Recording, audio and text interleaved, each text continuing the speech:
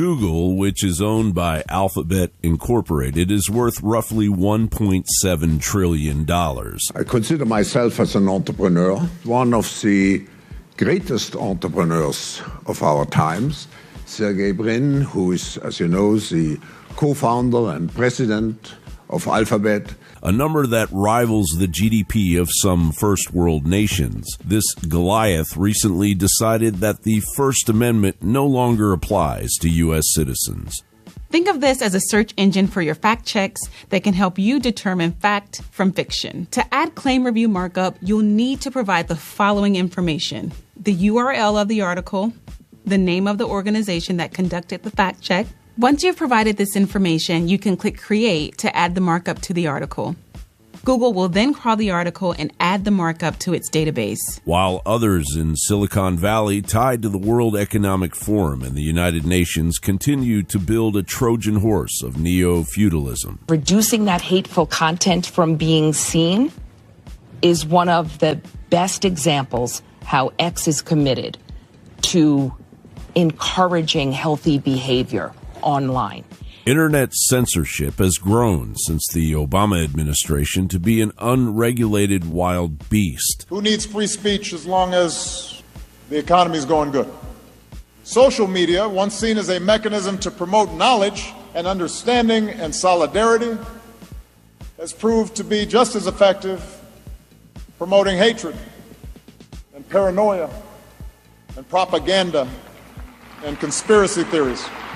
Fast forward to 2023, and the barely acknowledged federal lawsuit, Missouri versus Biden, is revealing a cancerous censorship network that grew between big tech, U.S. intelligence agencies, and the Biden administration, while given cover by a mockingbird media that violently drowned the First Amendment in favor of a level of totalitarianism that directly threatens national security. The only pandemic we have is among the unvaccinated. And they're killing people. Judge Terry Doughty calling the Biden administration's efforts a massive attack against free speech and targeted suppression of conservative ideas. The decision means top White House officials and several federal agencies, including the FBI and the Department of Justice, cannot communicate with social media companies for the purpose of urging, encouraging, pressuring, or inducing in any manner the removal, deletion, suppression, or reduction of content containing protected free speech. Had a big couple of weeks here, Stuart, with uncovering really a vast censorship enterprise. At least 45 folks from the Biden administration were in constant communication with these social media platforms to censor and suppress speech. Had weekly calls on censorship calls.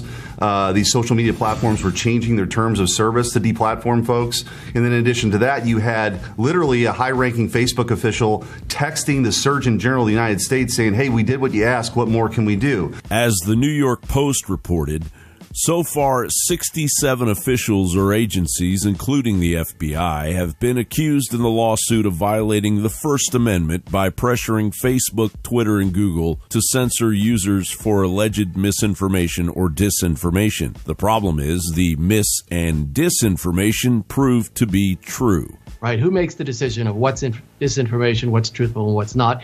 I mean, after all, we saw a Russia hoax for years, and that turned out not to be true. We saw the doctors in front of the Supreme Court building talking about potential other treatments, and those videos were all taken down. Now we know that those treatments could have saved many lives. Unhindered, the Department of Defense contracted a New York-based AI company to deploy software to target disinformation on social media in real time.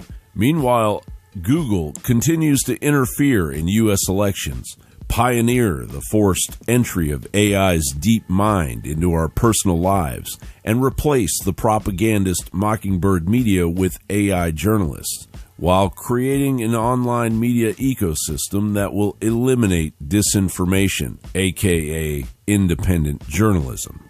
However, Section 230 continues to shield big tech from a tsunami of lawsuits, as our bought and paid for do-nothing Congress allows Google to quickly replace them with a one-world government. John Bound reporting.